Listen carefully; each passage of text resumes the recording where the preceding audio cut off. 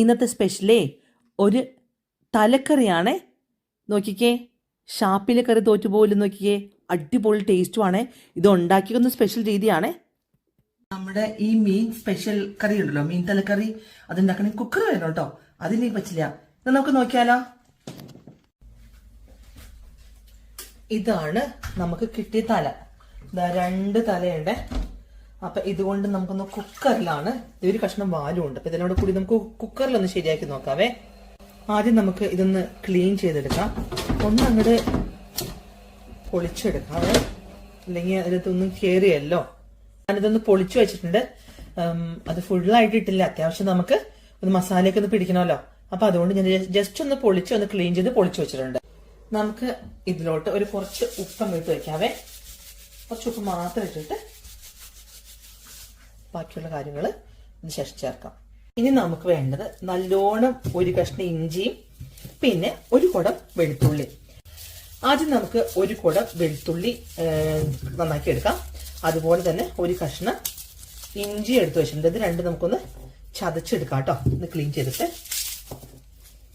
ഇപ്പൊ നമ്മുടെ വെളുത്തുള്ളിയെല്ലാം നന്നാക്കി എടുത്തു വെച്ചു. ഒരു കഷ്ണം ഇഞ്ചിയും പിന്നെ ഒരു 5-8 ചുമന്നുള്ളിയും കൂടെ എടുത്തു വെച്ചിട്ടുണ്ട്. അത് നമുക്ക് ചതച്ചെടുക്കാം കേട്ടോ.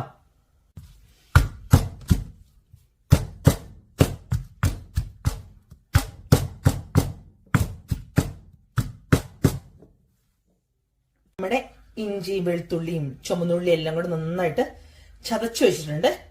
അതുപോലെ തന്നെ കുറച്ച് വാളംപുളി, ഞങ്ങൾ വാളംപുളി എന്നാ പറയണേ, പല പേരുകൾ പറയൂലോ.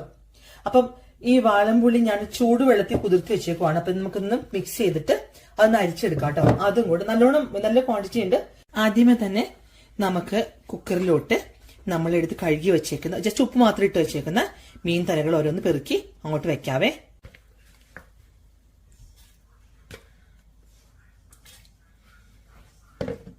അത് വെച്ച് കഴിഞ്ഞു.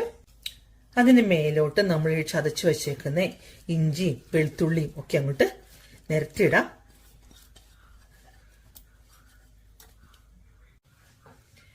പിന്നെ ഞാൻ ഇട്ടേക്കുന്നത് 2 ടീസ്പൂൺ കാശ്മീരി മുളക് പൊടി, 1 ടീസ്പൂൺ മഞ്ഞളും പിന്നെ 2 ടീസ്പൂൺ കുരുമുളക് പൊടി ഇട്ടു. ഇനി നമുക്ക് അതിലോട്ട് 1 ടീസ്പൂൺ നല്ല എരിവുള്ള മുളക് പൊടി ഇട്ട് കൊടുക്കാവേ.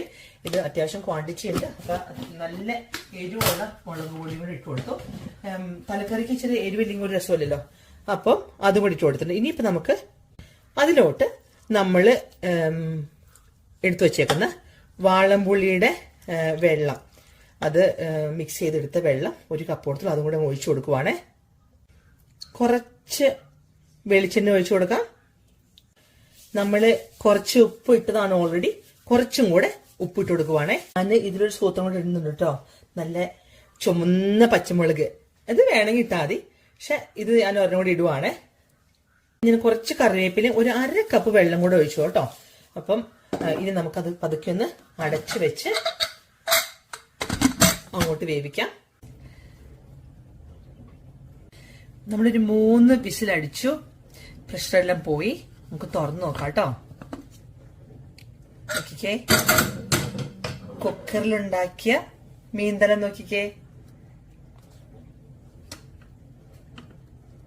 സൂപ്പറായിട്ട്. നമുക്ക് ടേസ്റ്റ് നോക്കാം കേട്ടോ. എങ്ങനെയുണ്ട് നോക്കണമല്ലോ.